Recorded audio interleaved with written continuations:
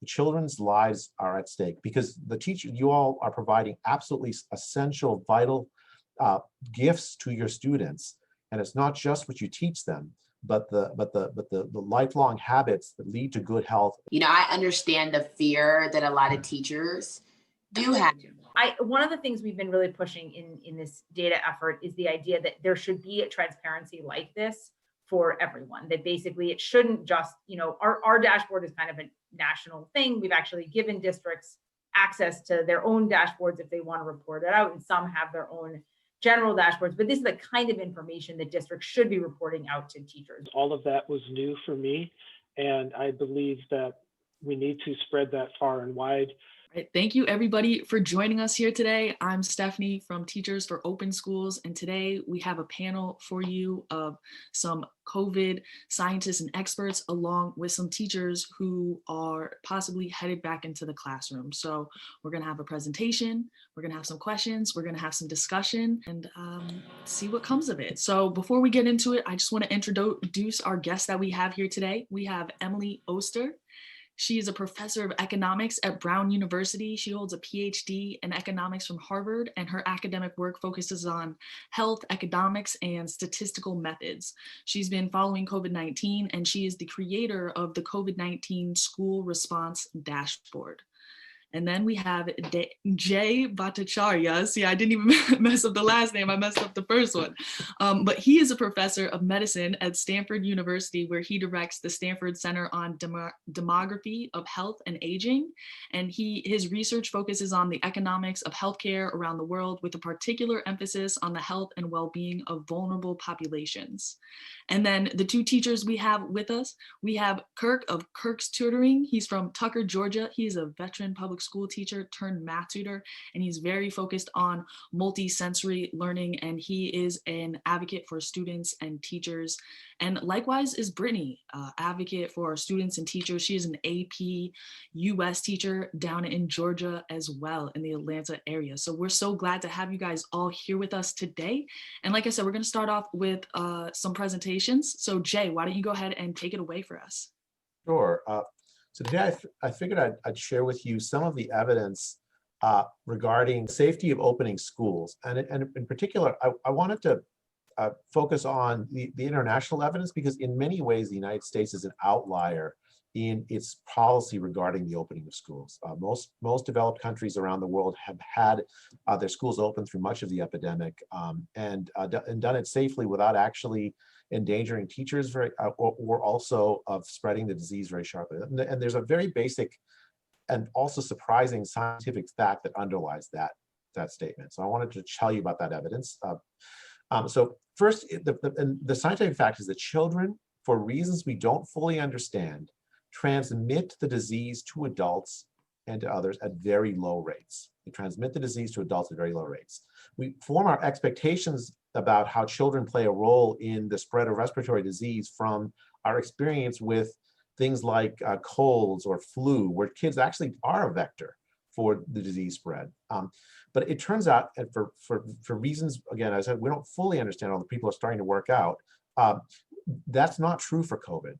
Children actually transmit at a very low rate. Now, let me just give you a brief, one major piece of evidence on this that came out relatively early epidemic, published in June in the New England Journal of Medicine, describes this fact. So the evidence comes from Iceland, and what happened in Iceland is that they looked at 12%, they randomly sampled 12% of their population, found every single person in that 12% randomly sampled again. So it was a typical part of that population, not cherry picked. And they found every person who was positive, and this is the key thing, they sequenced the genome of every single person who was positive. Now the virus mutates all the time. There's thousands and thousands, tens of thousands of mutations of the virus. The mutation pattern of the virus is like a fingerprint. It tells you, gives you strong indications about who you got the virus from. Right? So if you and I share the same fingerprint of the virus, we're both positive, well, it's quite possible I passed the virus to you or you passed it to me. If you and I have a very similar fingerprint, but you have one additional mutation, well, I might have passed the virus to you, but it was unlikely you passed it to me. Using this fingerprint sort of genetic method, you can start to figure out who passed the virus to who. A lot of contact tracing studies don't do this, but they did this in Iceland for a very large portion of the population. The striking finding, I mean, there's a lot of findings, interesting, but like the striking finding I've reproduced here in a conversation with the main person who ran the study, Dr. Roger Highfield. And what he said is that the genetic sequencing questions revealed how that children don't seem to infect parents. Absolutely stunning finding. There were a lot of instances of parents infecting children, and this was during lockdown. So there were a lot of the transmission was within households, much more intimate than in school settings. But there are lots of instances of parents infecting kids, but very, very few instances, like none, of kids infecting adults. And this is held up in lots of places that where this, for again, as reasons we don't fully understand, but I can go into it maybe in the Q&A. They don't seem to spread the disease very efficiently. Okay, what about other contact tracing studies? Is Iceland isolated? And how about when we open and close schools in places, does this disease spread in the community? Now, there's a lot of like press that is focused on isolated cases where it's very difficult to tell the causal direction. So for instance, you've seen maybe about Israel opening schools. The problem there is that when you look carefully at the data, it turns out that it's the community spreading the disease to the school as opposed to the school spreading the disease to the community. In other words, schools are not the central, are not spreaders of disease. Opening or closing schools doesn't slow the spread of the disease or speed up the spread of the disease. It seems to be sort of, again, consistent with the scientific evidence, sort of disentangled from it. So let me just show you some evidence from around the world on this point. In the Netherlands, there was a comprehensive report about safety of school opening. And what they found was, this is Public Health Netherlands, found that the novel coronavirus is mainly spread between adults and adult family members to children.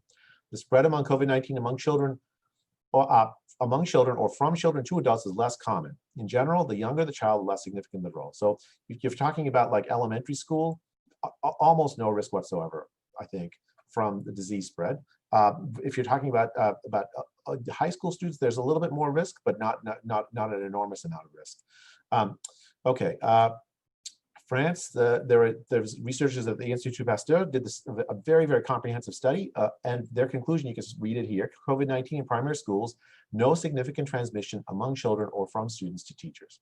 There's very little risk to teachers. Actually related to this, there was a study done in Sweden, which actually kept its schools open the entire pandemic, still open. And kids, no deaths last year in Sweden among kids, and due to COVID-19. And for teachers, they face the same risk that everyone else faces in the population. There's no higher risk for being a teacher teaching in person in Sweden. In Ireland, another comprehensive study, no evidence of secondary transmission of COVID-19 from children attending schools in Ireland. The children being taught in person in Ireland did not pose a risk to the teachers. That's what the secondary transmission means.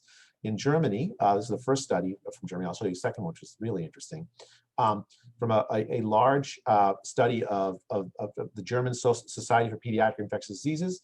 And I've highlighted the key line here. In contrast to other epidemic viral respiratory infections, the primary source of infection, SARS-CoV-2, that's the virus that causes COVID, appears not to be other children.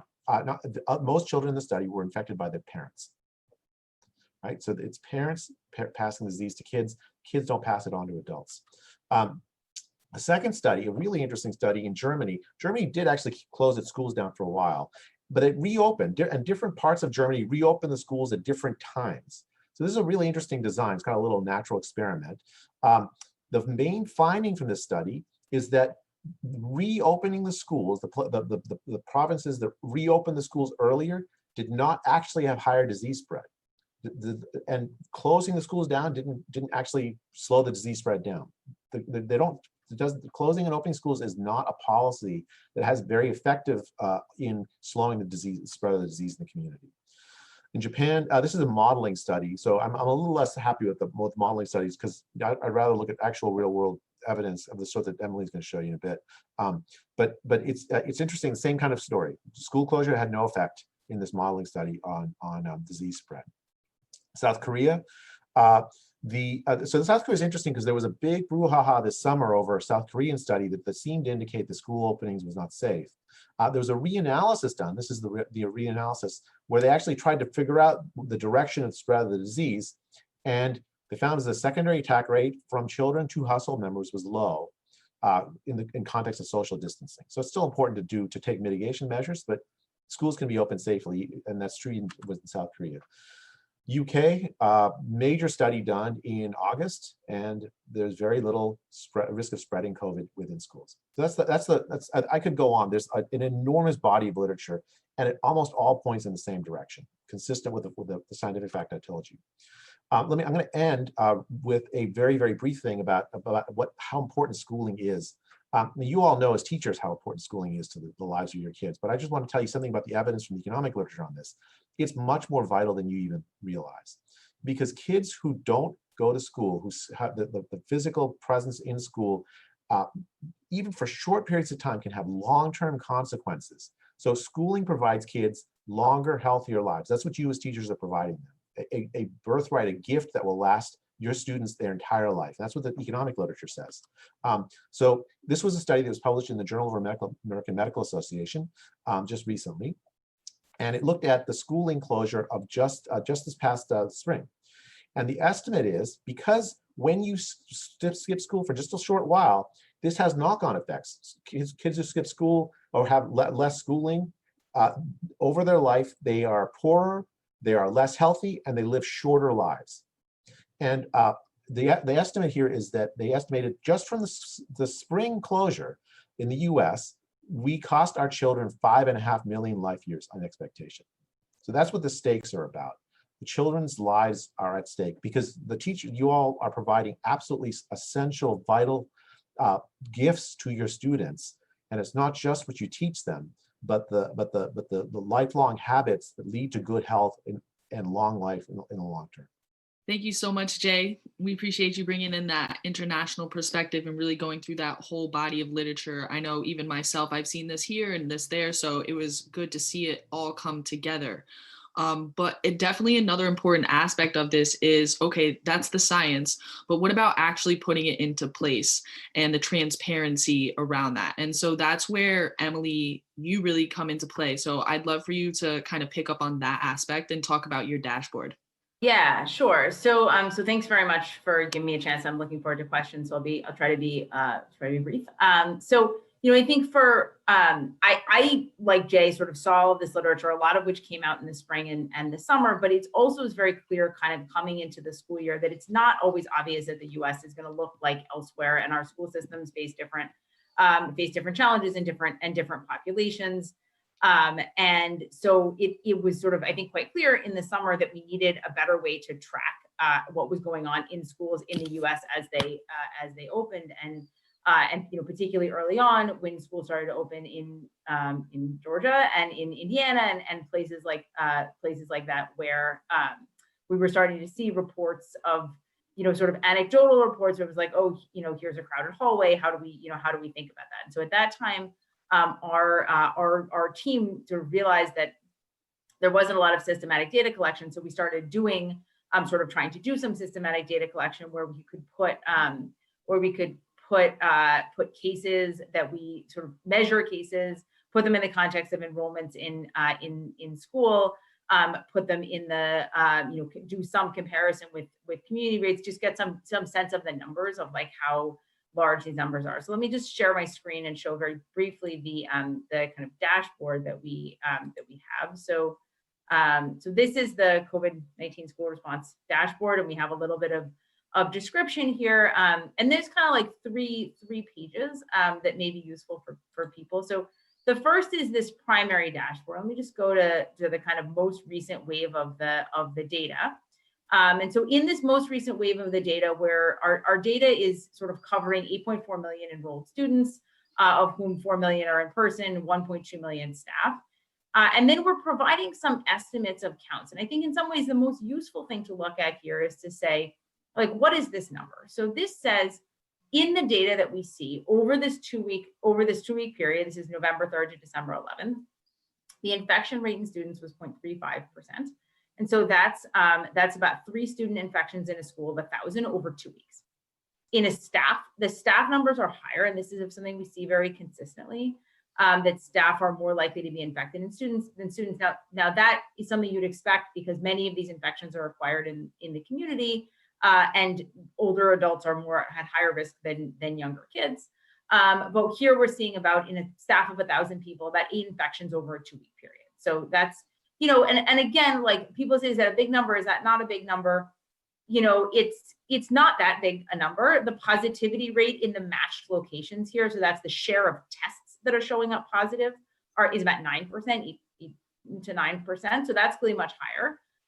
The community case rate, which is cases per 100,000 people, is lower, although it's not, neither of those is a perfect comparison. So really, in some ways, like when I talk about this, I've started to really try to talk just more about what is the number. So that it's 8 people in 100,000 over a 2-week period, or sorry, 8 people in 1,000 over a 2-week period. Sort of think about how you see that. Our dashboard also lets you look, filter some things, look at differences across age groups. It also lets us look a little bit at things like variation and mitigation. And let me just sort of highlight one thing here, which is the role of masking.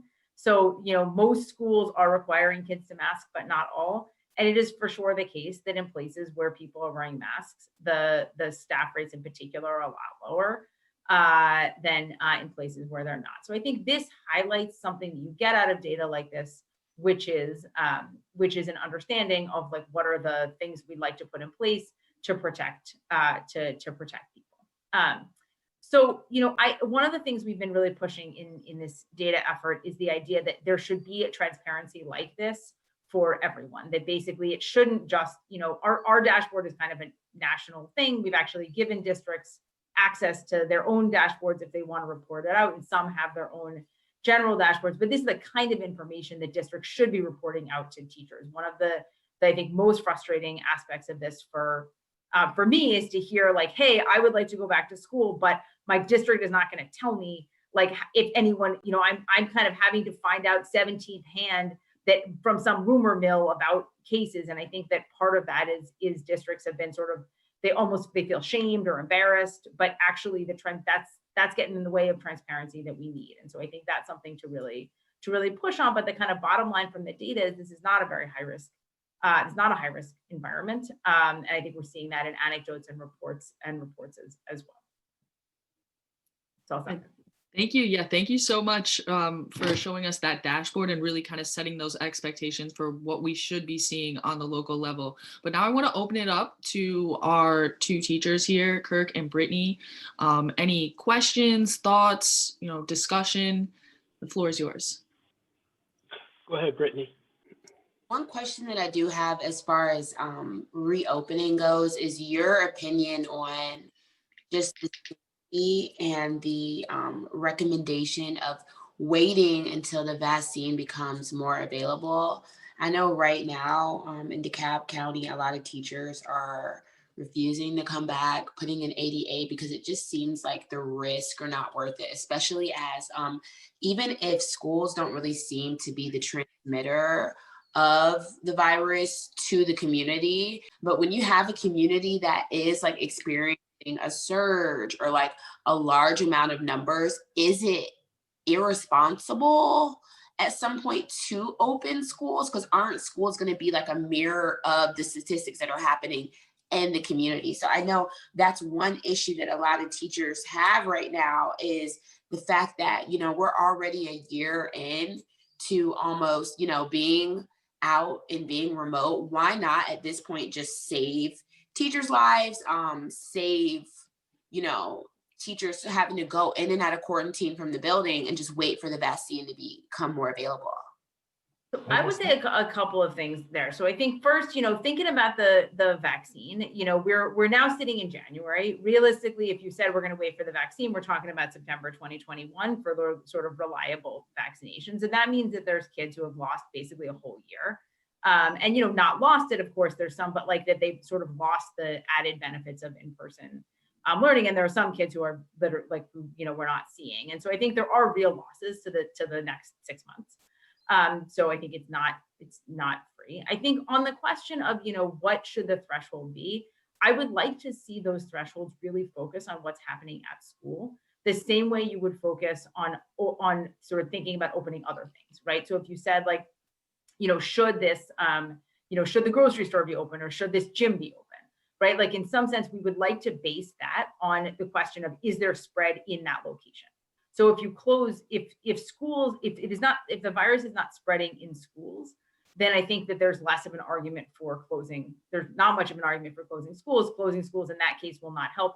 And in some ways you could imagine it would hurt, because one of the things we see is when we close schools for kids, then they do other things. They may actually mix more. So in some of the data, like from Rhode Island, we actually see that rates of COVID are higher in kids who are learning remotely than kids who are learning in person. And that seems to reflect them sort of having more mixing outside. So I think it's not totally clear that that's so obvious. But I think what you do make a very good point, that there is some point at which it will just be very difficult to keep schools open because of quarantines and staffing and so on. And that is the argument for like, really, we need to dive into controlling community spread and to limiting other things. And I think one of the things that has really resonated with me is the idea that, schools, it's not that every school should be open all the time. It's that we should prioritize schools. And that means resources, that means teachers getting the front of the line of our vaccines, that means everybody getting tested. And that means, it seems like really frustrating to say like all restaurants are open for all 100% indoor dining and bars are open, but not schools. And so somehow, it's not always that schools should be open, but they should be kind of like the first to open and the last to close. We haven't done that. Can I add a couple of thoughts to that? So one is that there are knock-on effects on closing schools on, for instance, hospital capacity, right? So I think I saw a statistic, something like 1 in 7 women in the labor force have withdrawn from the labor force, in part because the schools have been closed. They stayed home to take care of the kids. I think so, and which actually makes hospital staffing much more difficult if it's nurses that withdraw, for instance, or doctors that withdraw, for instance, because they're staying home to take care. So it's not clear that it's a neutral thing, right? It's and as Emily said, the opening and the closing of schools, it doesn't play an enormous role in community spread. The risk is not, it's just you think like I can protect myself just by staying at home, but that's not actually what happens for many, and especially for minority communities and for poorer populations. That's who's been hit hardest. The lockdowns aren't protecting them, and their kids are the ones that have been hit hardest by the school closures because they haven't been able to replace it the way richer communities have. It's a very, very unequal policy that's, I think, harmed many vulnerable groups around the country. I think I agree with Emily that the schools should be the very, very last thing to close and the very, very first thing open. I think even and waiting for the vaccine means 8 more months of this. I think it's not right. Thank you. Kirk, did you have a question or a comment you want to make? One of each. And first of all, I'd like to thank both of you for your presentations and sharing that data, because all of that was new for me. And I believe that we need to spread that far and wide. There's a big difference between perception and reality. I think you guys are dealing in the world of reality and analytical science, and teachers read headlines and social media, and it's not the same thing. The question that I had is, do you have any data breaking out incidences of infection in schools by ages? In my mind, I would think that we need to get the younger students into the schools, and perhaps if there were capacity issues with a lack of teachers or lack of substitutes or lack of classrooms, if we want to socially distance and space kids out, it makes more sense to leave the older students, the high school students, out of the classrooms and use the district capacity for the younger students. So I was just wondering if there's any data to make that make sense. Yeah, I think that does make sense. Certainly as a first sort of like who you bring in first. So in our dashboard, you can actually, if you go in, the dashboard is public. You can filter by age group, and you can see basically what elementary schools look like versus middle schools versus high schools. And you definitely see, particularly for students, the student rates are much lower in elementary schools. That probably reflects just that elementary school students are lower risk, but kind of getting back to Brittany's question, if sort of part of this is a worry that kind of what's happening in the communities being reflected in the in the school, the elementary school students are just a much lower risk group. High school students they also are the group that has most difficulty learning remotely. High school students, there's a sort of socio-emotional component of that I think is worth kind of really thinking through. And there may be more creative ways to replace some of that. And the learning piece of it, I think is at least in principle, a little bit easier to deliver. I have a 5-year-old, and for a 5-year-old trying to learn to read on Zoom, that's not like it's very difficult for even the most focused 5-year-old with the most resources to learn that. And so I think that's a strong argument for sort of bringing back little kids first. So there's some other arguments for why that's a good idea. Like, for example, it's really easy to pod kindergarten. Kindergarten is a pod, right? The sort of like mixing between classes that happens in high school. In the kindergarten, you can just say, here's your kindergarten classroom, don't leave. And that makes it much easier to like lower quarantine risks and all that kind of stuff. So I think a lot of places have rightly focused on at least starting with that, with those groups, and with, more vulnerable, like special ed kids. What I'm wondering is, if I know we're saying that, we want to control community spread, is there any metrics that we can feel comfortable saying, like a certain percentage of community spread? And maybe that's not the only metric. Maybe it needs to be in tandem with other types of hospital resources or what. But that's definitely something that I've been hearing a lot, is people want that specific number. They want, so. I'm so opposed to specific numbers. I bet Jay is also. I think that what we want is like a folder, like a number of metrics that we think about. So one of them probably would be community spread. One of them should be what's happening, something that we're tracking in schools. One of them should be staffing levels, or like, do we have enough staff to cover the school?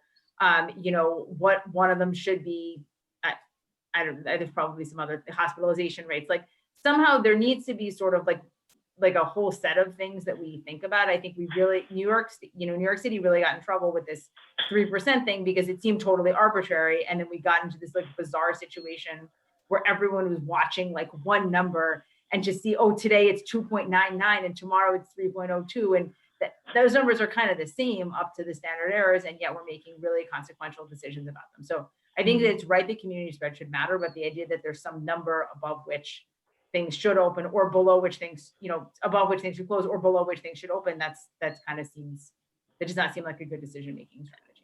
And Brittany, do you know in where you teach, do they have a dashboard? Is there resources available to something to the effect that Emily was showing us?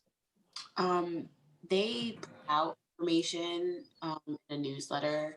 Essentially, like I had told you when we first began this conversation, at first the number that you're asking for was 100 cases per 100,000 people in the county. Right now, we are at like 570 per 100,000, and they're choosing to reopen anyway now. So they provided the numbers, but it didn't really mean much in the end, unfortunately. But do they have like something where every day, or like whatever, it's 24 hours or once a week, do they have something that like updates where you could see, okay, like these are the total number of cases, this is the, oh, they do have that. Okay. It's not school-based. It's from the county. Okay, county-based. Health. The information's out there. Is the school system providing it? No, but it's really easy to see. Yeah. Okay, so you can get that information. You can get cases in schools in DeKalb. You get that? No, not in schools. Yeah. The schools, what I'm saying, the school county is not providing those numbers every day or anything, but it's very easy for anyone who wants to find the information for DeKalb County, period. But not for the school but not specifically. For schools, not like cases among people affiliated with schools. Right. Yeah, like I think that's so important. Right? So like and there are some great, I mean, if districts are thinking about doing this, there are some really good examples, are like some really good examples of places that have put together like sort of nice, helpful dashboards that are specific to the school, like the school district. Here's what's happening in our school district. Here's the cases that we had. Here's, I think that that it's very clear to me that has helped people feel like, okay, somebody's paying attention to what's going on, and I'm not just going to find out from my friend that somebody at the school has COVID. I mean, that local information is so important because community spread isn't community spread, right? So if the spread is happening in nursing home settings where the folks don't actually interact a ton with the kids or the teachers, then, I mean, it's not such an important thing for school closing. But if it's happening in your neighborhood, you kind of want to know that, right? So I think that's really important, that kind of local information to help decision making. It's not a global policy, it's a local one. Yeah, I think that's something that we should definitely follow up with and like be trying to help support down in DeKalb and other places too. Yeah, so I guess my question to Dr. Oster is, how does a school implement a dashboard similar to what you're describing other districts have put together? Yeah, I mean, I think it's not, so, one thing is like we could help. So, I think you kind of need to be getting the data, but once they've got the data, there's a lot of like quite simple ways to do this and make it public with like, especially you guys are like a fairly large district. There are, people who could, like, it's just like a simple, a lot of these places, it's like a simple Tableau dashboard. I think the key is sort of, are they collecting the data? Not so much the producing of the dashboards, but how is the data coming? How is the data coming in? And I think that one of the things we've learned in our work is, states differ a lot in how much of these data they even have. Putting aside like report out, there are places where this data isn't as accessible. But again, that's kind of something that one might want to push on. Does anybody have any last questions or comments or anything that we should be following up to? I know that we're definitely going to make all these resources available for you guys and, for anybody who watches this video. I appreciate you guys for the research, and a lot of it is very new to me, and studies that I have not heard of or really heard much of. Like we said last time we talked, Steph, it's really hard to find like success stories of reopening because it's just so many negative stories that are pushed. So yeah, I think part of what's so hard about that, Brittany, is like people, it's not that interesting. Like the success stories, it's sort of like another week with no cases, and I think we're seeing things, and we're seeing things like Chicago Public Schools is trying to reopen, is working on struggling a lot to do that, and like one of the things they put out basically a report on the opening of the Archdiocese schools in the Chicago area, which was really successful. But there's not enough sort of examples of that where someone has sort of pulled in, say, okay, here's like, here's a place that here's like some good news. Here's something that worked. We hear about, the small number of bad examples. Yeah. Well, especially when everyone's pushing for even Biden to come and shut things down federally. So it just makes it kind of, I understand the fear that a lot of teachers do have, but, at this point, I'm open to it all. I've succumbed to it. I'm ready. I mean, we can't see if it's successful unless we try. I agree. Yeah, and I think we really appreciate, I think what Jay said is really right. Like the work you guys are doing is really important. I mean, what you all do is vital to our kids' future, your kids' future, our kids' future. I mean, there's no way around it. There's no substitute for it. Getting back to that is absolutely the number one priority for the country, I think.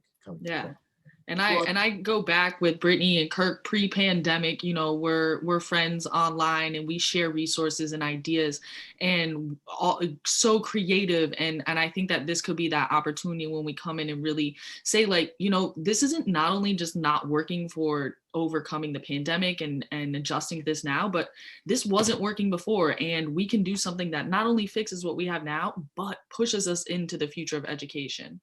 Exactly. So I really want to keep these conversations going. I so appreciate everybody's time. And I look forward to hopefully getting more good information out there to teachers. Thanks, Stephanie, for coordinating. Thank you. One suggestion, like digitalize, I guess that's the word I'm looking for, all this information that you guys have, make it attractive, package it, and, spread it. And yep. Yeah, we're going to work with them to do that for sure. Good. Let's work to do that, Stephanie. All right. I'm All gonna right, need help guys. with that, y'all, because that is not my skill set. No, that PowerPoint was all right. It was all right. I would say I'll give it like an A, like a B+. Nah, we'll make it look nice. We'll make it look nice. Please. All right, guys. Thank you so much. Thank you.